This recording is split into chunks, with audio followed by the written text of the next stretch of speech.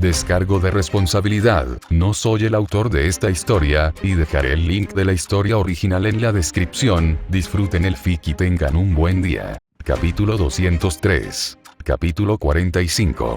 La maldición de Miura está destinada a cumplirse. El hijo de un padre que en su día fue coqueto se topa con una de las antiguas amantes de su padre. Hikigaya jamás se imaginó verse envuelto en una situación así. Después de todo, aquel anciano con gafas que siempre está de viaje en el extranjero, desenterrando artefactos de otro mundo, no parecía haber tenido nunca una época de popularidad. El mundo se había vuelto loco de verdad. Hoy en día, ni siquiera se podía juzgar si alguien era normal solo por su apariencia. Y lo peor de todo, tu padre podría serlo. Hikigaya consideró que tenía derecho a emitir ese juicio, porque después de que esa curvilínea y aturdida belleza profesional saliera de su trance, le hizo 3 preguntas. Las formuló con tacto, pero la idea principal era: ¿cómo está tu padre? ¿Cómo está tu madre? ¿Cómo es la relación entre tu padre y tu madre últimamente?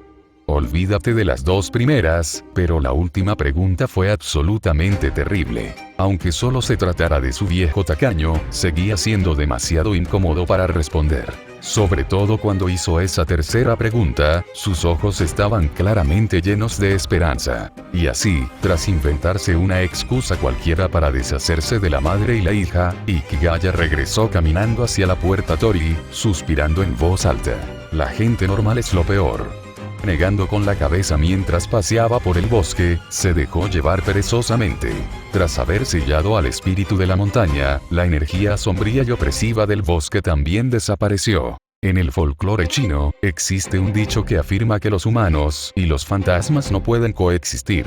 Aunque desconocía la base científica, desde la perspectiva de Hikigaya como cazador de dioses, cualquier espíritu que se manifiesta en forma fantasmal irradia un tipo de energía profundamente negativa, a diferencia de la energía de los espíritus basados en la naturaleza. Estos espíritus ejercen inevitablemente efectos nocivos sobre los humanos cercanos, no solo físicamente, sino también mentalmente.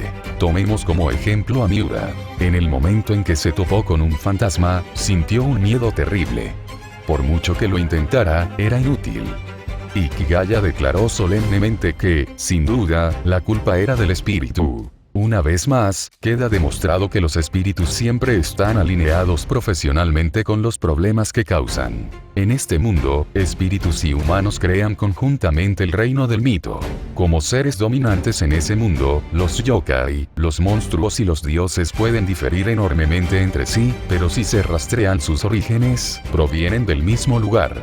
Como cazador de dioses, Hikigaya se estaba dando cuenta cada vez más de esto. Tomemos como ejemplo Japón. Es la tierra de 8 millones de dioses y también de 8 millones de yokai. Incluso los propios japoneses lo reconocen. Si bien 8 millones es una cifra figurada, desde la época del emperador Jimmu hasta el periodo Meiji, el número de yokai distintos y bien conocidos, aquellos que ni siquiera eran venerados como dioses, se contaba por miles. ¿Cuántos espíritus recibieron forma e identidad a través de nombres humanos, descendiendo del reino del mito para caminar sobre la tierra? Es imposible contarlos. Por supuesto, incluso después de liberarse del reino del mito y entrar en el mundo humano, la mayoría de los espíritus siguen siendo indetectables para la gente común. Pero una vez que los humanos adquirieron poder espiritual, sus interacciones con los espíritus se volvieron mucho más íntimas. Por ejemplo, según la creencia japonesa, los yokai son simplemente dioses que no lograron ascender. Hikigaya pensó que era una descripción bastante precisa. Pero incluso si fuera cierto, el hecho de que siguieran asustando a la gente era otra cuestión completamente distinta. Hikigaya admitió que sus pensamientos iban de un lado a otro.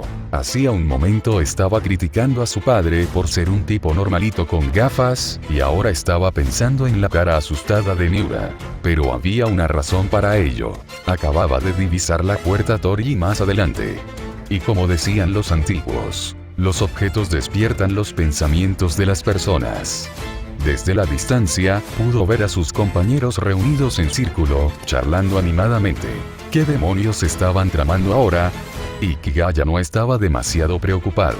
Después de todo, Tamamo no Mae seguía con ellos. Aceleró el paso, recorriendo la distancia, que no era precisamente corta, como el viento, y apareció junto al grupo.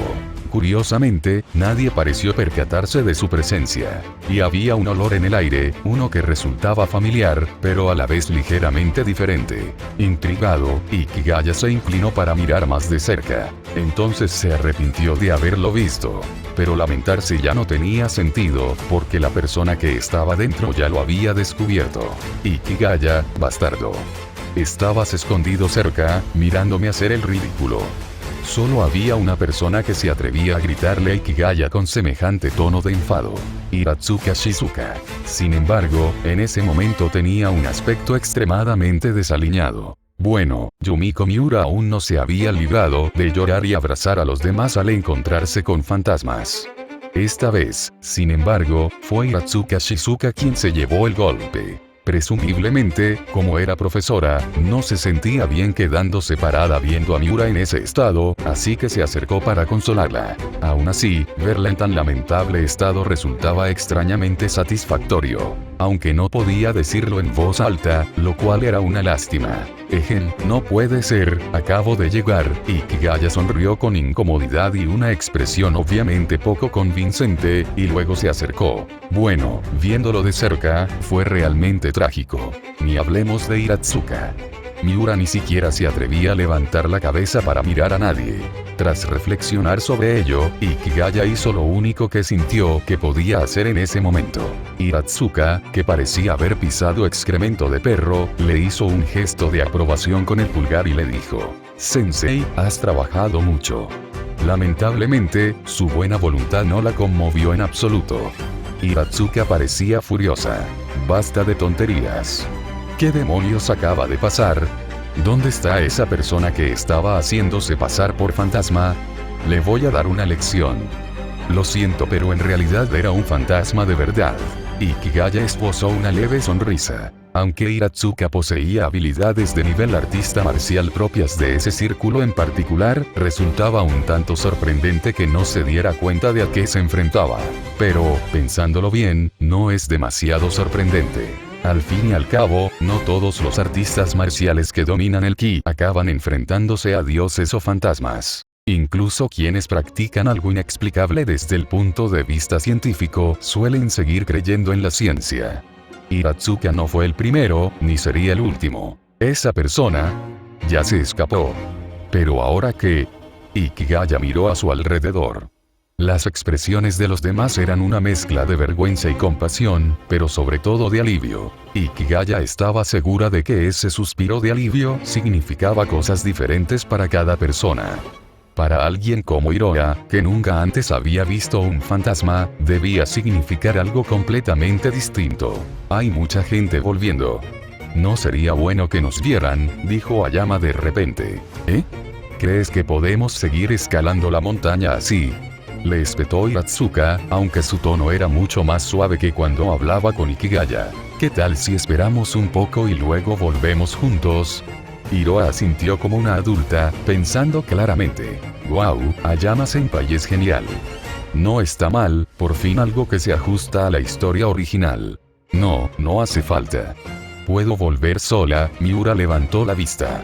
Tenía la cara roja, pero su expresión era firme. «Si los planes de todos para hoy se arruinan por mi culpa, me sentiría fatal.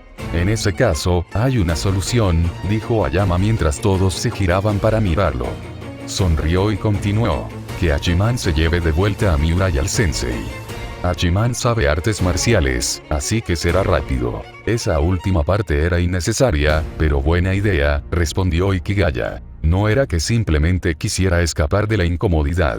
Había captado algo. Recordó que Tamamo no Mae le había dicho que los asesinos de dioses tienden a atraer cosas antinaturales. Quizás por eso sus compañeros de clase siempre se topaban con fantasmas y monstruos cuando estaban con él.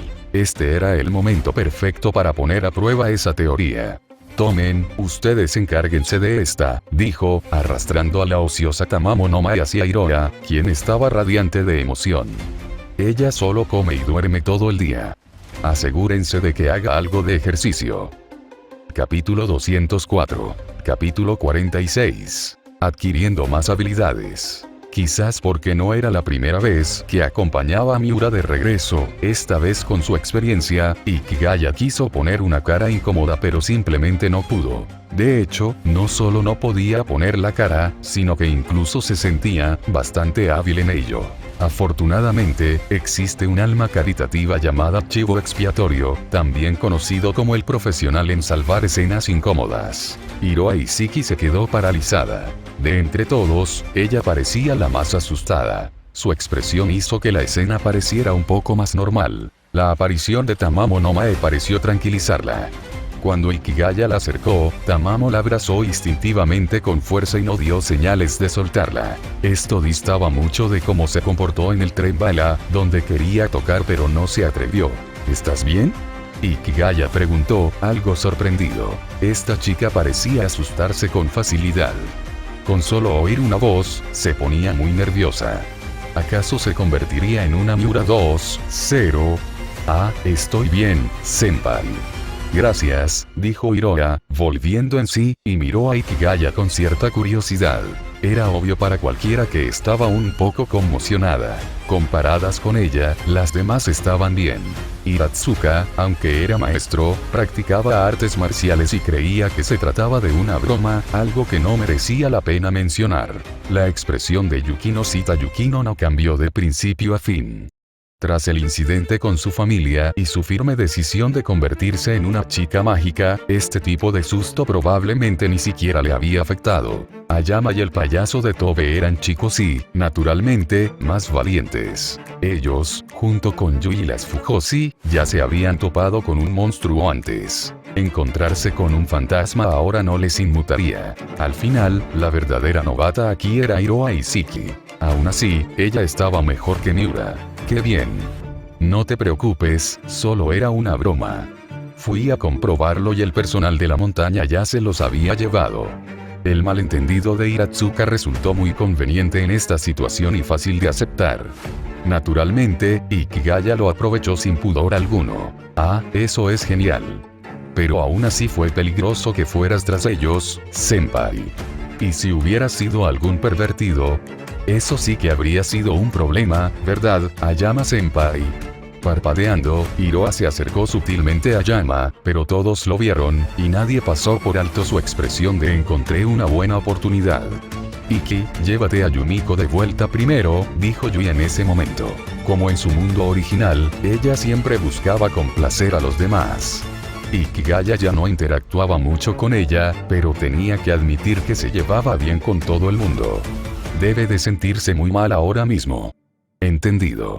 Volveré más tarde, respondió Ikigaya, y luego tomó a la avergonzada Miura de los brazos de Hiratsuka y la ayudó a levantarse. Miura no se contuvo en absoluto. Probablemente aún avergonzada, apoyó la cara en el brazo de Ikigaya en el momento en que él la sostuvo. Ikigaya era hábil para apoyarla, y ella parecía estar igual de acostumbrada a recibir apoyo. No, Ikigaya-kun, no tienes que volver tan rápido, PFF.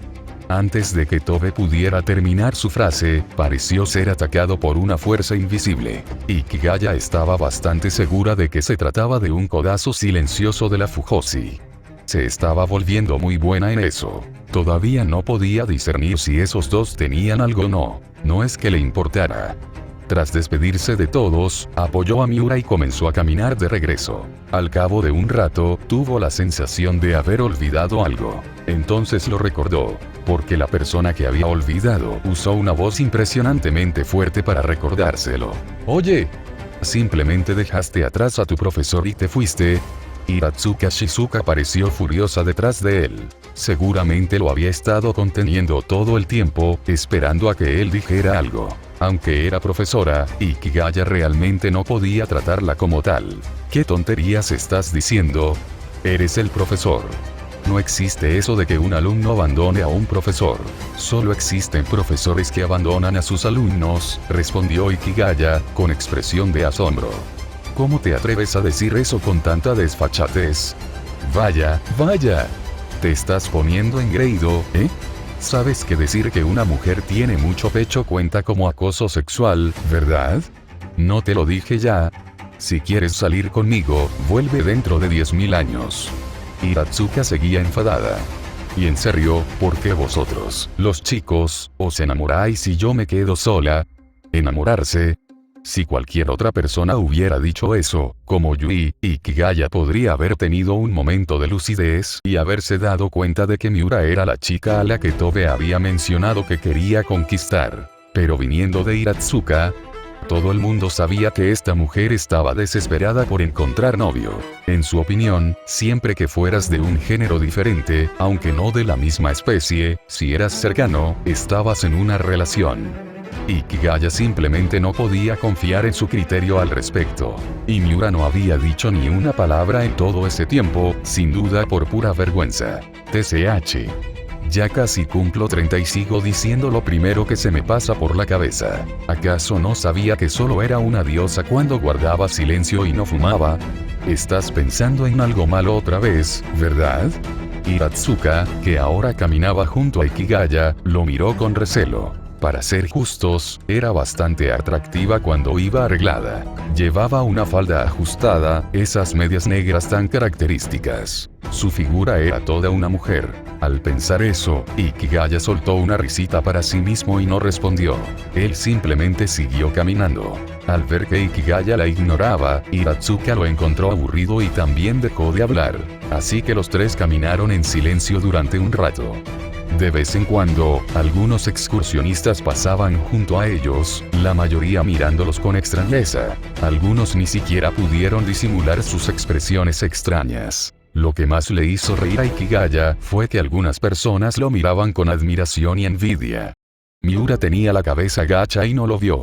Hiratsuka, en cambio, estaba furiosa por todas las miradas, pero no pudo reaccionar violentamente. Al cabo de un rato, la multitud se fue dispersando. Ikigaya presentía algo, disminuyó el paso y Hiratsuka lo adelantó rápidamente. Ya te estás quedando sin energía. Ella notó que él había disminuido la velocidad deliberadamente y frunció el ceño, volviendo hacia él. Olvídalo. Las cosas ya están así. Solo dámela. Ikigaya no discutió. Sonrió y le entregó a Miura, luego disminuyó aún más la velocidad. Oye, ¿has terminado no? Hiratsuka, al notar que algo andaba mal, gritó desde más adelante, claramente aún más molesta, pero aceleró el paso. Ella también había presentido que algo era inusual. Después de todo, ella y Ikigaya compartían algo más que una simple relación de alumna y profesora. No se les podía comparar con los demás estudiantes. No tengo otra opción. Por cómo me miran, es como si fuera escoria, rió Ikigaya. Adelante. Yo te sigo. Tras decir eso, dejó de caminar. Los asesinos de dioses no eran precisamente aptos para salir. Los problemas los seguían a todas partes. Delante de él, Hiratsuka no parecía percatarse de nada. Poco después, desapareció de la vista junto a Miura. Ikigaya los vio marcharse, luego sacudió las muñecas y se crujió el cuello. Dijo al aire: salgan, ¿acaso no es cansado esconderse así? Capítulo 205. Capítulo 47. Si duele, grita. Eres tan impresionante como pensaba. Tras una risa seca, una figura menuda, con la que Ikigaya ya estaba bastante familiarizado, salió de detrás de un pilar Torji rojo y se detuvo frente a él. ¿Eres tú?, dijo Ikigaya, frunciendo los labios con evidente disgusto. Ante él se encontraba nada menos que Aoyama Keiko, la extraña que lanzaba bolas de papel con cara inexpresiva, a quien solo había conocido hacía poco. Había percibido la energía mágica que flotaba en el aire hacía un rato, pero no la había investigado, pensando que era solo otra molestia. Resultó que era ella. Eso significaba que su reacción anterior había sido idiota. ¿Por qué no estás en casa cenando con tu madre?, preguntó Ikigaya con desgana, perdiendo claramente el interés. Como gran espadachina exorcista, ¿de verdad creías que me iba a divertir tan fácilmente con tus payasadas?, respondió Aoyama Keiko con su habitual tono inexpresivo. Eres fuerte, sí, pero conseguir que me ría. Demasiado ingenua. Le estás dando demasiadas vueltas. Dicho esto, ¿de verdad puedes reírte? Ikigaya se frotó la cara, se pellizcó el puente de la nariz. Se sentía agotado. ¡Qué grosero! Claro que puedo reírme. Pero me cuesta demasiado, así que prefiero no hacerlo. como si esperara tu cooperación. ¿Qué quieres de mí? Ikigaya miró su teléfono, consultó la hora y se lo guardó en el bolsillo. Date prisa. Me voy. Ah, sí. Me regañaron hace un momento, dijo Keiko. Luego mi mamá me dijo que te diera las gracias. De acuerdo, muchas gracias. Adiós. Ikigaya se dio la vuelta, dispuesto a marcharse. Pero Keiko se escabulló de lado como un cangrejo, bloqueando su paso con los brazos extendidos, lo que acentuó aún más su apariencia de cangrejo. Era evidente que no tenía intención de dejarlo marchar. Hombre impaciente. Todavía no he terminado. Mi madre dice que no entreno lo suficiente y me dijo que aprendiera de ti. Oh, Ikigaya ahora simplemente estaba molesto. ¿Qué se suponía que debía decir ante eso? Entonces Keiko continuó. Entonces, batámonos en duelo. Así podré convencer a mi madre. ... Ikigaya guardó silencio. ¿Qué clase de giro absurdo fue este? La lógica de esta chica era tan absurda que necesitaba rehabilitación. ¿Qué le hizo pensar que estaba siquiera cerca de su nivel? Ella fue la que acababa de ser rescatada, ¿verdad? ¿Dónde está tu madre?, preguntó Ikigaya después de un momento. ¿Por qué preguntas eso? Keiko finalmente mostró algo de emoción, pero era evidente que no era la adecuada. Olvídalo, jovencito. No tienes dinero y eres feo. Y jamás podrías ser mi padre. ... Ikigaya volvió a guardar silencio. Se había equivocado. Esta chica no solo tenía una lógica pésima, sino que necesitaba una seria reeducación. Muy bien, luchemos. Ikigaya exhaló profundamente. Acabo de recordar que mi puño de hierro está ansioso por entrar en acción. Decidió utilizar el movimiento especial que había creado para Komachi. El puñetazo para dormir al mocoso. Entonces notó un cambio en la expresión de Keiko. Podría ser que tú también sientas algo por mí. Esa cara, a eso le llaman una M, ¿verdad? Dijo Keiko con total seriedad. No te llamaré papi mientras te pego. Si sigues alargando esto, me voy. Ikigaya sintió que estaba reviviendo el horror de ver sus calificaciones del examen de ingreso a la preparatoria. Vale, espera un segundo, señor M. Keiko le lanzó una mirada que gritaba eres un auténtico tsundere y metió la mano en su ropa. Sacó un gran talismán, más grande que la última vez. Ikigaya no tenía ni idea de dónde lo escondía. Solo con ver esto le dio dolor de cabeza. Pero esta vez fue diferente. En lugar de arrojárselo como antes, Keiko dobló cuidadosamente el talismán. La dobló formando una espada de papel, del tamaño aproximado de una katana japonesa auténtica. Aunque no le serviría de mucho contra Ikigaya, se sintió intrigado.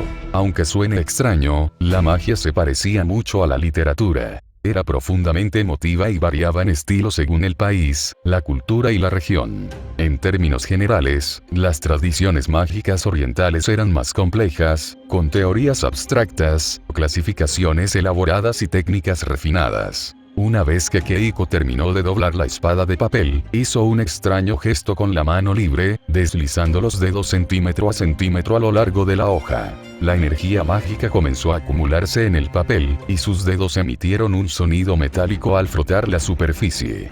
Parecía endurecerse hasta convertirse en algo parecido al hierro. Esto le recordó a Ikigaya la magia del acero de Erika Blandely. Aunque menos extraña que el onyodo de Keiko, la magia de Erika era más efectiva, capaz de manipular y potenciar libremente el acero real para realizar ataques devastadores. Probablemente fue desarrollado para su uso a gran escala en el campo de batalla. En cambio, la magia de Keiko parecía más adecuada para asesinatos o peleas callejeras. Ikigaya decidió probarlo. Levantó dos dedos formando unas tijeras y, antes de que Keiko pudiera reaccionar, apareció frente a ella y cortó la espada de papel. Recorte. Sin la más mínima resistencia, la hoja se partió limpiamente en dos. El corte fue increíblemente suave. Keiko se quedó paralizada, sin dejar de hacer el mismo movimiento sobre la espada, pero ahora sus dedos frotaban el aire vacío donde antes estaba la hoja. Este papel debe de estar defectuoso, murmuró y, como si nada hubiera pasado, arrojó la hoja rota a un lado y sacó otro talismán. Ikigaya sintió de repente un fuerte impulso de molestarla. Y actuó en consecuencia. Después de que Keiko volviera a doblar el nuevo papel para formar una espada y lo endureciera de nuevo con energía maldita, Ikigaya, con expresión de estreñimiento, extendió la mano una vez más. Recorte. ... Keiko no cambió su expresión, pero sus mejillas se hincharon ligeramente, sus labios se curvaron y un brillo perceptible apareció en sus ojos. «Eres un estafador», murmuró con amargura. Ikigaya fingió no oírlo, pero era evidente que estaba encantado. Esta chica es bastante divertida. Con ese pensamiento, Ikigaya adoptó el espíritu de un cazador paciente, esperando a que ella terminara su próxima espada de papel. Con el paso del tiempo, cada vez se acumulaban más trozos de papel rotos en el suelo. Sorprendentemente, Keiko era bastante tenaz. Seguía sacando más papeles. Finalmente, Ikigaya empezó a sentirse culpable. Su determinación fue realmente impresionante. Finalmente, Keiko logró terminar una espada. «Uf, qué cansada estoy», dijo, secándose el sudor de la frente. Sosteniendo la espada de papel, ahora dura como el acero, giró la cintura varias veces, se estiró un poco y luego adoptó una pose heroica, lista para blandirla. «Te voy a dar una paliza», le dijo a Ikigaya, que también se secaba el sudor. «Si te duele, grita». Capítulo 206. Capítulo 48. Quienes miran fijamente a la oscuridad serán observados por la oscuridad. Como familia prestigiosa en la sociedad mágica de Kioto, el clan Aoyama también tenía su propio dojo en Kioto. Aunque la familia Aoyama era muy conocida, a simple vista no parecía adinerada. Conocidos por su estilo de vida ascético, su formidable fuerza y su escaso linaje, vivían principalmente de lo estrictamente necesario y a menudo realizaban trabajos voluntarios. Este comportamiento, tan alejado de la realidad actual, les granjeó una gran reputación, y rara vez se veían envueltos en disputas sobre beneficios. Por muy desvergonzado que fuera alguien, no podían arrastrar a los Aoyama a tales asuntos. Al igual que sus antepasados, Aoyama Motoko, la actual cabeza de familia, solo poseía una espada y un dojo. Nada más. Si faltaba algo, probablemente era un hombre. Teniendo en cuenta que ese hombre ya estaba casado, era realmente improbable que volviera a aparecer por aquí. Aquella chica, antes descarada y testaruda, que se burlaba de los hombres, se había convertido en una mujer madura. Aunque ella y el hombre a que tanto anhelaba nunca llegaron a estar juntos, tuvo una hija, un consuelo para aquel amor no correspondido. Lo único que la molestaba ahora era lo traviesa que era su hija. Ella se preocupaba constantemente por ella. Como era de esperar, durante el camino a casa, la volvió a perder de vista. Sin embargo, el hechizo que pesaba sobre su hija no había reaccionado, por lo que no había peligro. En ese caso, la dejaría en paz. Sería demasiado aburrido para una niña de su edad estar encerrada en el dojo todo el día. Motoko regresó a su habitación. Recién salida del baño, vestía una bata y su pecho voluptuoso se balanceaba suavemente. Antes envidiaba a su hermana mayor por tener esa figura, y ahora que ella también la tenía, no había nadie a quien ofrecérsela. La habitación era sencilla. Una mesita con un juego de té, un futón plegado y una armadura de samurái de la era Sengoku, colocada junto a la pared. Una auténtica reliquia. En la época medieval, la actividad de monstruos y demonios superaba con creces la imaginación moderna. Incluso se registraron casos de señores y vasallos devorados por yokai y reemplazados por impostores. Un antepasado de la familia Aoyama una vez mató monstruos y sometió demonios en el campo de batalla, y esta armadura fue lo que dejó como legado. Aparte de eso, el único otro objeto era un soporte para espadas, que sostenía una única katana larga, expuesta como una reliquia sagrada. Esta katana era la espada personal de Motoko. La había tenido en su poder durante más de una década. A diferencia de sus predecesores, que llevaban sus espadas consigo en todo momento, Motoko no lo hacía. La espada demoníaca Iga fue en su día la pesadilla de Kioto. Había llegado a Kanto a la deriva y finalmente acabó en sus manos por culpa de cierto hombre. Ahora la espada la había elegido como su dueña. No cualquiera podía tocarla. Incluso desde kilómetros de distancia, Motoko podía invocarlo a voluntad. Por supuesto, esto era necesario. Una espada demoníaca seguía siendo una espada demoníaca. Su naturaleza violenta simplemente estaba reprimida por ella. Siempre podía contraatacar. Pero para Motoko, esta espada simbolizaba sus recuerdos más preciados, por lo que no podía desecharla ni guardarla bajo llave. Suspiro. Un largo suspiro escapó de los labios de Motoko mientras contemplaba la espada inmóvil, con un rastro de melancolía en el rostro. Ella no esperaba conocer a su hijo. Keitar siempre actuaba como un tipo bonachón, pero no tenía ninguna resistencia a la tentación en asuntos románticos. Carecía por completo de disciplina. Si se mostraba un poco firme, cedía. En esto, Motoko creía tener buen criterio. Su hija era simplemente uno de los productos de esa realidad. Pero pensar que hoy se encontraría con el único hijo de Keitaro, era cosa del destino. Su hija había heredado claramente gran parte de la personalidad de Keitaro. Bastaba con mirar a su hijo para darse cuenta de ello. Motoko volvió a colocar la espada en su soporte, se levantó y salió de su habitación, bajando las escaleras. El dojo de Aoyama era una estructura tradicional japonesa de madera, dividida en dos partes. Una parte era la residencia, una casa de 2 plantas con sala de estar, cocina, lavadero y baño en la primera planta, y dormitorios en la segunda. La otra parte era el dojo propiamente dicho, situado en el lado derecho de la casa. Sobre su entrada colgaba una placa con la inscripción Shinmei-ri. El dojo era espacioso y estaba bien iluminado. Su entrada daba al oeste, con un santuario en la pared oriental, tierra sagrada para la tradición marcial de Shinmei-ri y un valioso legado transmitido a través del linaje Aoyama. Sin embargo, dado que los Aoyama nunca habían aceptado discípulos externos, el gran dojo nunca había sido muy animado. Cuando Motoko llegó a la entrada del dojo, sostenía una espada de madera. Abrió la puerta corrediza. Durante más de una década, solo ella y su hija Keiko habían usado el dojo. Pero hoy, alguien que no debería estar allí había aparecido. Un invitado realmente excepcional, dijo Motoko con calma, como si no le sorprendiera. Entró descalza sobre el suelo de madera. Tras acercarse al santuario y presentar sus respetos, se giró para mirar al invitado inesperado. Disculpe la intromisión, señorita Aoyama. Pero sin duda ha mantenido las cosas bien ocultas, dijo el hombre con una sonrisa irónica. Tenía un aspecto desaliñado y descuidado. Era un hombre desaliñado. Su nombre era Amakasu Touma. En palabras de Ikigaya, era el tipo de persona que era como la caca de perro. Nunca estaba ocioso, siempre metiéndose en problemas con los demás, si no estaba ya metido en problemas él mismo. Mis asuntos privados no te incumben, ni es necesario que los recopiles, respondió Motoko con frialdad, haciendo girar con destreza la espada de madera en su mano. Ya que estás aquí, ¿qué te parece un pequeño combate? No, gracias. Prefiero no recibir una paliza de tu parte, dijo Amakasu, retrocediendo con expresión incómoda. La mayoría de la gente no lo golpearía sin motivo, pero esta mujer sin duda lo haría. Y con razón. Si no hay nada más, deberías irte. El rostro de Motoko reflejaba una mezcla de decepción y burla.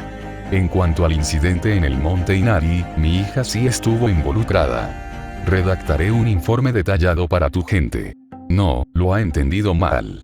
Hemos investigado a fondo. Su hija no fue la responsable, dijo Amakasu con una sonrisa avergonzada. Al ver su expresión de duda, se dio cuenta de que ella seguía sin entender nada, así que le explicó con más detalle. Este caso del demonio rebelde fue provocado por la llegada del rey de Raksasa al monte Inari.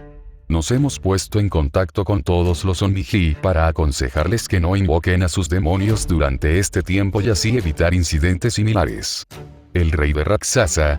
Un rey Raksasa del oeste ha venido a nuestro país. Motoko se volvió sorprendido. Sí, y por eso vine a comprobar el estado de Iga, la espada demoníaca, asintió Amakasu. Evitó cuidadosamente sacar a colación otro tema, uno que solo complicaría las cosas si se mencionaba en voz alta. Dado que eran una familia, era mejor dejar que lo resolvieran entre ellos. Iga está bien. No tienes que preocuparte. Motoko frunció ligeramente el ceño.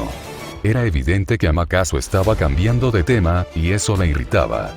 Quienes luchan contra demonios no deben permitir que sus corazones se conviertan en demonios. Si miras a la oscuridad te mirará a ti. Ese es el credo de mi familia, y la base para dominar una espada demoníaca. Sus palabras contenían un significado velado, y Amaterasu, que lo comprendió, solo pudo gemir para sus adentros. Se maldijo a sí mismo por haber aceptado ese trabajo. Aunque su tarea ya estaba terminada, era evidente que se había granjeado el disgusto de Aoyama Motoko. Obligado a disimular con más charlas triviales, finalmente se marchó apresuradamente.